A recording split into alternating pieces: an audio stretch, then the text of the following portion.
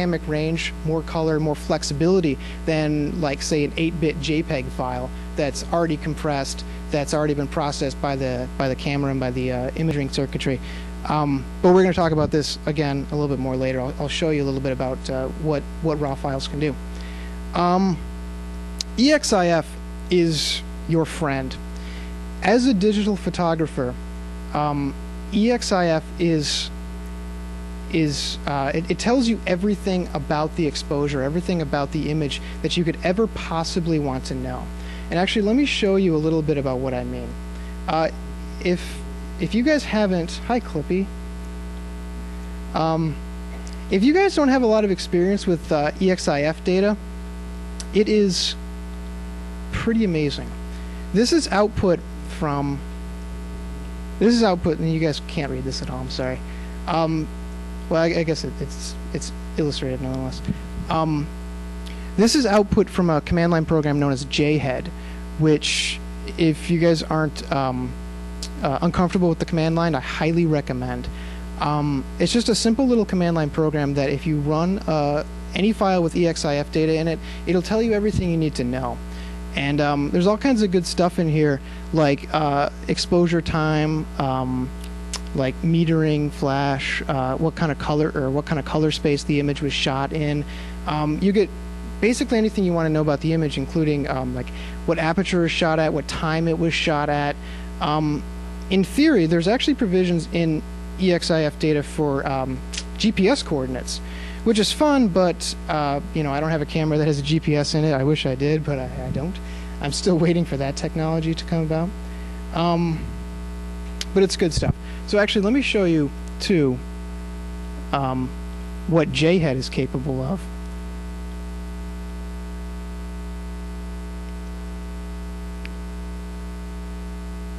And I wish I could change the resolution on this.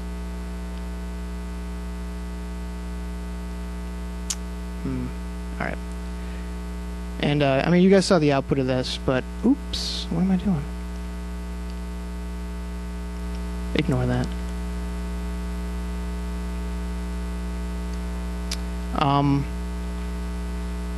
Yikes.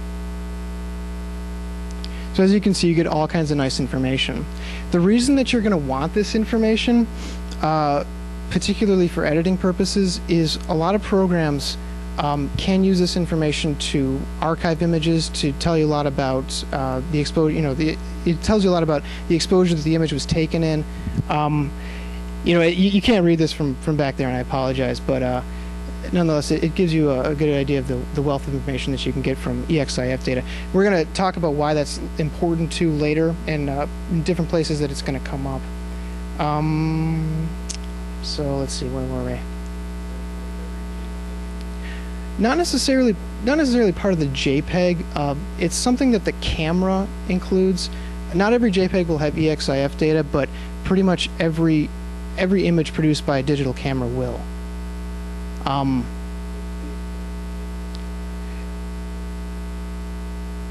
Yes. You could embed EXIF data in any JPEG. In fact, not even JPEGs, just effectively any file.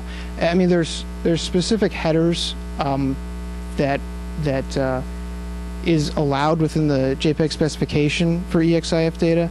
And so, I mean, yeah, you could add it. You could, in fact, JHead will let you do that. JHead will let you change EXIF data, pull it from one file to another, and that's one thing that can be like a marker of a modified image. If it doesn't have EXIF data, it's probably been modified, because a lot of programs will strip out the EXIF when it's been modified. Photoshop won't, but a lot of programs will. Or if the EXIF data doesn't correspond to what you're seeing, it may have been modified. But that's not necessarily important, because you can modify EXIF data. You can pull it from one file to another and do whatever you want with it, because, you know, it's your file. So, all right. So we can talk a little bit about exposure. This might get a little redundant if any of you guys were sitting through Amish's speech, I don't know, yesterday. I'll be brief about this, but just to let everyone know, or for anybody who's not really familiar with these concepts, there's three things that go into a properly exposed image. Between ISO, aperture, and shutter speed, they all balance to create a properly exposed image. Now there's trade-offs to this. Specifically with ISO, the trade-off is always noise. As you increase ISO, you also increase noise. Shutter speed is pretty obvious to most people. As you decrease shutter speed, motion blur will start to set in. And as you increase shutter speed, you can obviously take pictures of faster moving things. Aperture is something that is not usually intuitively obvious to a lot of people. Aperture affects depth of field. Aperture is basically the size of the opening in the lens, and as you increase the size of the opening of the aperture, depth of field decreases. If you guys want, I can talk about this a little bit later, but just to set a basis for this. So help, I fucked up my picture. You got like a crazy exposure. What are you gonna do? And of course, like the heartbreak of blown highlights. Like, as I was talking before, like for instance, if you take a picture of something that has too much variation in a scene, for instance, if you're taking a picture of somebody, and that's not actually a flamethrower, even though it does kind of look like it, but if you're taking a picture of something that contains both very light and very dark images, like for instance something like this, depending on the dynamic range of the camera that you're taking it with, you're probably going to end up with, well, you're going to end up with more or less amount of this. This is just a really bad example of blown highlights and limited dynamic range. This was taken with a really crappy Olympus camera, like I don't even know, probably like a quarter of a megapixel. And so you end up with something like this. Also something like this, which is the same thing, where it's just you're going to end up with blown highlights in the light areas, but you end up with the same thing also in the dark areas, which we call blown shadows, which is a situation where anything that's dark below a certain point is just pure black. And this really isn't a question of something falling off the color space. It's a question of just the sensor and the sensor being unable to like properly appreciate the difference between the extremes of the image. And so we get into post-processing, everybody's favorite. And I guess there is an ongoing debate always between the GIMP and Photoshop. The GIMP is like okay if you can't afford Photoshop. If you can afford Photoshop or get Photoshop, please do, because like I don't know, the GIMP is good for free, but it's not good for image editing software. So, all right, so let's get into that a little bit. Let's see what we can do with some screwed up images.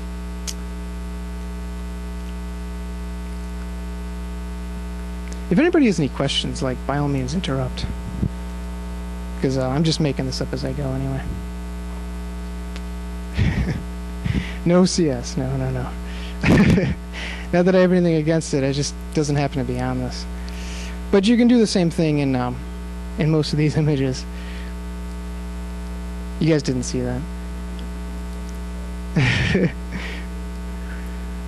So let's see what we got.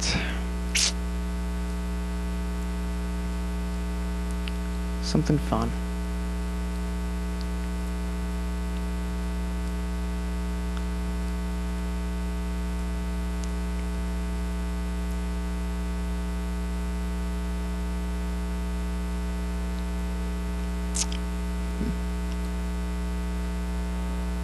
All right, let's do one of these.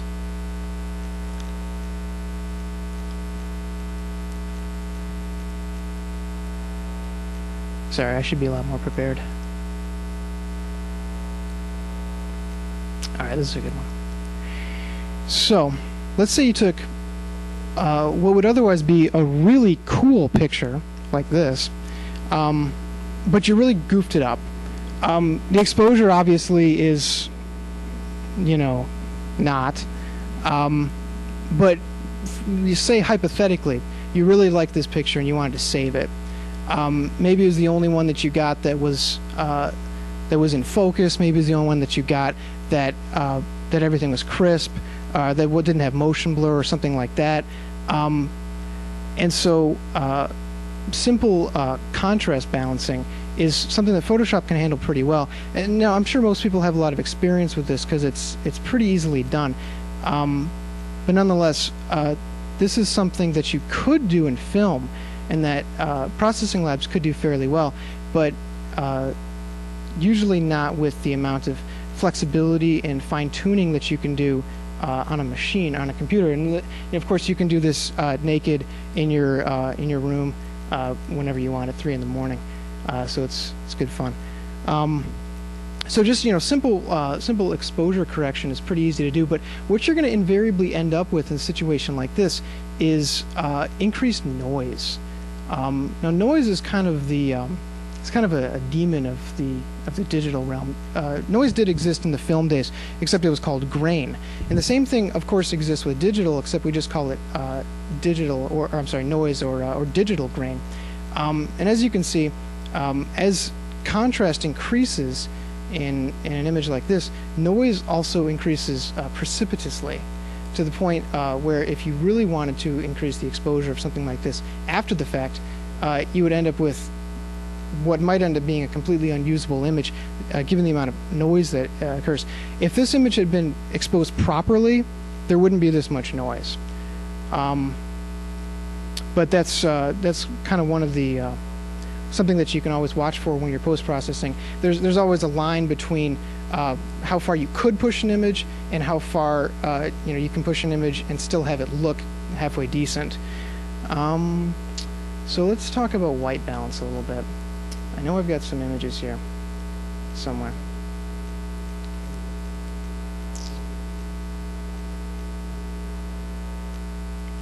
There we go. So, white balance has to do with how white is being described in an image. Now, to us, this image looks very blue. And as we all know, iPods are white, so this is wrong. Like, we know that's wrong, but your machine doesn't know it's wrong. Your camera doesn't know it's wrong. So how do you fix this? Photoshop has a lot of tools to let you fix white balance. My personal favorite happens to be curves, which can be kind of daunting to people at first. It has a lot of power and a lot of flexibility to change things, but you need 2 hands to use it. One of the things that it can do is automatically set white balance, or I should say a white point, a gray point, and a black point, using these tools here. And the GIMP does have something analogous, and I can show you guys that in a minute if you'd like. But basically, all you really need to do to set a white balance, or to change a white balance in an image, is find a white point or decide what you want to be white, and then just make it white. If you just click, suddenly everything's white. And what you're really doing is you're just changing the way white is being interpreted in the image. This can have consequences.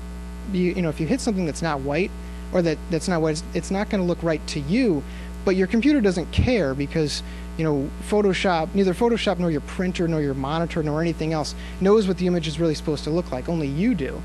So it's just a question of making it look right to you, and at some point it might. That looks not bad. And you can also set a gray point, and what that's doing is finding where gray should be in an image, and that's wrong. And as you can see, depending on where you set it, it'll change the image back from normal to something crazy to back to normal again. But of course, it depends on how you want it to come out. And what's happening here really is, and this is just another way of showing, this is the levels palette for anybody not familiar. And levels will do more or less the same thing, but it gives you a little bit better idea of how this is changing. And as you can see, the histogram is kind of bouncing around, and the reason for this is because it's pushing. It's not so much pushing the values of the data around, but it's kind of pushing how that data is being interpreted. Photoshop gives you the ability to change this information after the fact, and it